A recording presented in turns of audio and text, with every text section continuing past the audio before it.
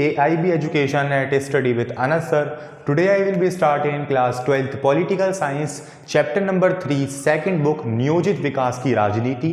और जैसा कि आपको पता है कि इस चैप्टर के हम 2 पार्ट्स ऑलरेडी कवर कर लिए हैं। अगर आपने वो पार्ट्स नहीं देखे हैं तो आप इजीली चैनल पर जाके देख सकते हैं। अदरवाइज आज की क्लास की वीडियो में हम इस चैप्टर को फिनिश करते हैं। सो स्टार्ट करते हैं आज की क्लास को और बिग ब्रीफ एक्सप्लेनेशन के साथ इस चैप्टर को समझते हैं कि आखिर इसके अंदर इंपॉर्टेंट पॉइंट्स लास्ट क्लास की वीडियो में कवर किया था प्रथम पंचवर्षीय योजना एंड द्वितीय पंचवर्षीय योजना। ये उसके आगे से ही नोट्स हैं जस्ट। तो देखिए J.C. कुमारप्पा जैसे गांधीवादी अर्थशास्त्रियों ने विकास की वैकल्पिक योजना प्रस्तुत की जिसमें ग्रामीण औद्योगिकरण पर ज्यादा जोर था। यानी कि ये जो हमारे बेसिकली प्लानिंग कमीशन के जितने भी ऑफिसर थे या फिर उसमें बैठने वाले जितने भी थे तो उनमें से किसी एक का नाम बता रखा है कि J.C. कुमारप्पा जैसे गांधीवादी अर्थशास्त्रियों ने विकास की वैकल्पिक उसमें योजना के प्रस्तुत की जिसमें ग्रामीण औद्योगिकरण पर ज्यादा जोर था। यानी ग्रामीण रूरल एरियाज को हमें ज्यादा डेवलप्ड करना है। और देखिए नीचे आ जाइए, चौधरी चरण सिंह ने भारतीय अर्थव्यवस्था के नियोजन में कृषि को केंद्र में रखने की बात प्रभावशाली तरीके से उठाई थी। यानी उन्होंने ये कहा था कि जो कृषि का क्षेत्र है उसको हमें केंद्र में रखना चाहिए, ये बात पर ज्यादा जोर दिया था। तो बेसिकली 1 या 2 मार्क्स के क्वेश्चन आते हैं बेसिकली, तो आपको ये पता होना चाहिए कि किसने आखिर क्या कहा था। तो ये जस्ट उसके आगे की नोट्स है। अब देखिए हम पढ़ते हैं योजना आयोग कि योजना आयोग का क्या मतलब है, कब वो बना, किस तरीके के काम होते हैं उसमें, तो उसको पढ़ा। अब हम मूव करते हैं योजना आयोग की तरफ। तो देखिए योजना आयोग आखिर है क्या। तो देखिए योजना आयोग की स्थापना 15 मार्च 1950 को एक प्रस्ताव के द्वारा की गई थी।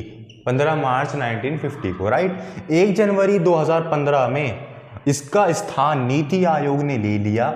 ये एक संविधानेतर निकाय था जो परमदर्शी अथवा सलाहकारी संस्था के रूप में कार्य करता था।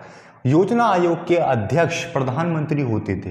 तो बेसिकली ये हमारी ओवरऑल थ्योरी है योजना आयोग की कि वो आखिर कब बना, उसका स्थान किसने ले लिया, कब ले लिया, और साथ ही हमारे योजना आयोग के अध्यक्ष कौन होते हैं, स्वयं प्रधानमंत्री। सो आई होप आपने नोट कर लिया होगा। अब हम पढ़ते हैं योजना आयोग के आगे क्या क्या उद्देश्य होते हैं उनको समझने की कोशिश। अब हम बात करते हैं योजना आयोग के कुछ प्रमुख उद्देश्य आखिर क्या क्या होते हैं, किन उद्देश्यों के ऊपर वो काम किया करता है। तो देखिए उसमें से है कि योजना आयोग के उद्देश्य देश के संसाधनों का अनुमान लगाना। यानी कि हमारे पास अल्टीमेटली पूरे देश में आखिर कितने संसाधन हैं या कितने संसाधनों की हमें ज़रूरत है या फिर जितने हमें संसाधन है उसका एक ठीक तरीके से यूज़ हो रहा है या नहीं हो रहा, तो ये इसका काम होता है। सेकंड आ जाइए देश के विकास के लिए योजना बनाना। जैसा कि आपको पता है कि योजना प्लानिंग हर एक काम के अंदर काफ़ी ज़्यादा इंपॉर्टेंस रखता है। यदि हम किसी भी काम की प्लानिंग करते हैं काम को करने से पहले तो उसके अंदर हम गोल अचीव करने के हमारे चांसेस इंक्रीज हो जाते हैं अगर हमारी प्लानिंग ठीक है तो। अदरवाइज कभी कभार प्लानिंग अगर हम अपने काम के अकॉर्डिंग नहीं करते, कोई वेस्टफुल एक्टिविटीज उसके अंदर जोड़ देते हैं, वेस्टफुल मनी जोड़ देते हैं उसमें, तो बेसिकली उसमें हम गोल अचीव नहीं कर पाते क्योंकि planning is not guarantee of success. अगर आप बिजनेस स्टडी पढ़ी होगी आपने तो उसमें पढ़ा होगा हमारी क्लास में। तो देखिए देश के विकास के लिए योजना बनाना यानी हमारा विकास आखिर किस तरीके से होने वाला है, क्या क्या हमें स्टेप्स लेने हैं, क्या क्या हमें नीति अप्लाई करनी है और क्या क्या बिजनेस ट्रांजेक्शंस करनी है, उसके बारे में सारी योजना पहले से ही बना देना। थर्ड आता है हमारे पास विभिन्न कार्यक्रमों के बीच प्राथमिकता का निर्धारण करना। यानी जो हमारे विभिन्न कार्यक्रम होते हैं अलग अलग टाइप्स के, उनके बीच में प्राथमिकता किसको देनी चाहिए उसका निर्धारण करना, राइट। और इसका काम एक ये भी होता है कि बेसिकली हमारे देश के अंदर अलग अलग सारे सेक्टर्स जैसे industry sector, agriculture sector, service sector, तो इन सभी सेक्टर्स में आखिर कितना पैसा हमें खर्च करना है, किस सेक्टर से आखिर कितना कमाना है, तो वो भी दिशा निर्देश कौन देता है, हमें यही देता है योजना आयोग। और देखिए योजना काल के दौरान हुई प्रगति का आकलन करना। यहाँ पे हम एनालाइजिंग का भी वर्क करते हैं कि योजना द्वारा हुई प्रगति हमारी उसका आकलन किया जा रहा है कि हमने जो काम किया है अगर हमारा वो काम अच्छा हुआ है, योजना द्वारा हमारा काम बेटर वे में हुआ है, हमने गोल भी अचीव किया है, तो देखना कि आखिर हमने उसमें कौन कौन से काम परफॉर्म किए हैं जिससे हम आगे भी गोल अचीव कर सकें।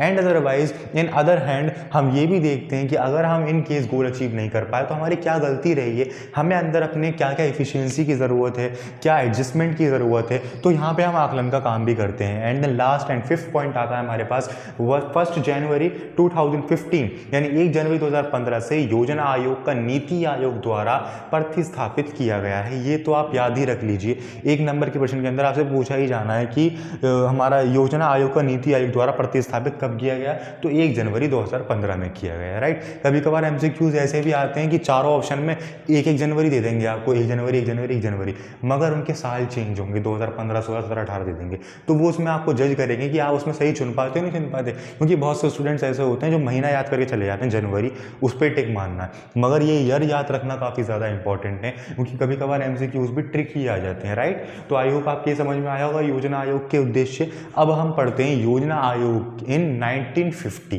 फिर 1950 के बारे में बात करते हैं योजना आयोग 1950 की। तो देखिए स्टूडेंट्स, योजना आयोग के पास राज्यों पर योजना आयोग द्वारा अनुमोदित परियोजनाओं के लिए नीतियां लागू करने की शक्ति होती है।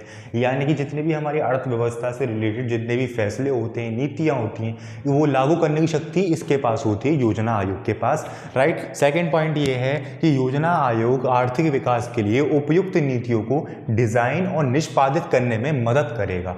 बेसिकली योजना जो आयोग है ये फ्लेक्सिबल भी है और इसके अंदर रीएडजस्टमेंट की भी ट्रिक है कि अगर किसी नीति के अंदर कोई गलती हो गई या फिर वो नीति द्वारा हमारा काम नहीं चल पा रहा, तो वो उसको रीएडजस्टमेंट करने की उसके पास शक्ति है, वो दोबारा उसको वापस ले सकता है, उसके अंदर एडजस्टमेंट करके उसे दोबारा लागू कर सकता है, या फिर उसके अंदर ज़्यादा कठोरपन हो गया तो उसमें फ्लेक्सिबिलिटी भी यही लागू करेगा। थर्ड आता है हमारे पास, योजना आयोग का मुख्य उद्देश्य भारत के आर्थिक विकास के लिए उपयुक्त नीतियां बनाना और उन्हें क्रियान्वित करना होता है। तो बेसिकली अर्थव्यवस्था को ग्रोथ करने में और अपनी GDP में बहुत बड़ा योगदान देने में हमारा हेल्प करता है कौन? योजना आयोग। आयोग आपकी समझ में आया होगा। ये यहाँ तक हमारे जितने भी इंपॉर्टेंट पॉइंट्स थे, जितने इंपॉर्टेंट टॉपिक्स थे, वो हमने सब कवर करवा दिया। आपको एक छोटा सा इंपॉर्टेंट टॉपिक और बचता है, वो और कवर। स्टूडेंट्स, अब हमारे पास आते हैं कुछ टॉपिक्स। देखिए काफ़ी इजी टॉपिक है ये, पंचवर्षीय योजनाओं से रिलेटेड है कि प्रथम पंचवर्षीय योजना में क्या हुआ था, द्वितीय में हुआ था, तीसरी में क्या हुआ था। तो 2 तक तो हमने पढ़ा दिया, उसका एक अलग स्पेसिफिक टॉपिक था बुक के अंदर, तो आप तीसरे भी याद कीजिए, क्योंकि कभी कभार जो पंचवर्षीय योजनाएं पूछते हैं कि आखिर स्टार्टिंग की 3 पंचवर्षीय योजनाओं में क्या क्या हुआ था बताइए, तो वो 3 तक ही पूछते हैं। अल्टीमेटली किसी बुक के अंदर आपको 12 परियोजनाओं तक भी गिवन हो सकता है। तो पहले हम ये पढ़ते, देखिए प्रथम जो हुआ था 1951 से 56 में कृषि विकास के ऊपर, यानी जो हमारा मेन फोकस था, मेन गोल था, वो किसके ऊपर था? एग्रीकल्चर सेक्टर के ऊपर था, कृषि विकास के ऊपर था कि हमें कृषि को का उत्थान करना है। द्वितीय यानी दूसरी 1956 से 61, इन 5 सालों के अंदर औद्योगिक विकास के लिए काम हुआ था, इंडस्ट्री सेक्टर के लिए काम हुआ था। जैसा कि आपको पता है कि जब हमारा देश आज़ाद हुआ था, तो आज़ाद होने के समय में हमारे देश पूरे 75% जनता जो थी वो एग्रीकल्चर सेक्टर के ऊपर डिपेंड थी और ज़्यादातर विलेज एरिया में रहा करती थी। तो इंडस्ट्रियल सेक्टर नहीं था, बहुत कम था। तो इसीलिए इंडस्ट्रियल सेक्टर की डेवलपमेंट करने के लिए अल्टीमेटली जो देश की ट्रांजिशन जुड़ी हुई होती हैं वो इंडस्ट्रियल सेक्टर से जुड़ी हुई रहती हैं, तो इसलिए यहाँ पे उसका विकास किया गया। तृतीय में आ जाइए, 1961 से 66 तक खदान आत्मनिर्भरता और साथ ही बेरोजगारी उन्मूलन पर भी काम किया गया। तो ये हमारी कुछ 3 पंचवर्षीय योजना थी जो कि 15 सालों का डेटा है, राइट। तो आई होप आपकी क्लियर हुआ होगा। अदरवाइज आपको और भी पंचवर्षीय योजनाएं देखनी है कि उसमें क्या हुआ, तो आपको स्क्रीन पर सारी योजनाएं शो हो रही होंगी, आप उसमें से वो स्क्रीनशॉट ले सकते हैं या नोट डाउन कर सकते हैं इजीली। आज की क्लास की वीडियो में इतना ही। आज की क्लास की वीडियो में हमारा चैप्टर नंबर 3 सेकंड बुक का पॉलिटिकल साइंस का नियोजित विकास की राजनीति का हमारा प्रॉपर वे में कंप्लीट हो गया। सारे टॉपिक्स, सारे इंपॉर्टेंट टॉपिक्स हमने कवर किए हैं। हो सकता है कि जो बुक्स के अकॉर्डिंग कुछ टॉपिक रह गए हों, क्योंकि हमने सारे इंपॉर्टेंट टॉपिक ही कवर करवाए हैं, तो एक बार हम देख लेंगे। अगर कोई टॉपिक छूट रहा होगा जो थोड़ा सा इंपॉर्टेंस वो भी रखता है, तो हम वो नेक्स्ट क्लास के अंदर करवा देंगे। अदरवाइज नेक्स्ट क्लास से हम नेक्स्ट चैप्टर की तरफ मूव करेंगे या फिर इसके MCQ बेस्ड क्वेश्चन आंसर्स पे हम मूव करेंगे कि आखिर क्या क्या आ सकते हैं। अब आप बताइए कि आप next video MCQ based question answer की देखना चाहेंगे या फिर नेक्स्ट चैप्टर की देखना चाहेंगे। जो आप बोलेंगे वो हम करवा देंगे, अदरवाइज नेक्स्ट चैप्टर की तो होगी ही होगी। सो स्टूडेंट्स, आई होप आपकी सभी चीज़ें क्लियर हुई होंगी इस चैप्टर की। अदरवाइज आपको किसी भी पार्ट की वीडियो में या फिर आज की क्लास के अंदर कोई भी डाउट हो तो आप मुझे कमेंट सेक्शन में ज़रूर बताएं। Thank you.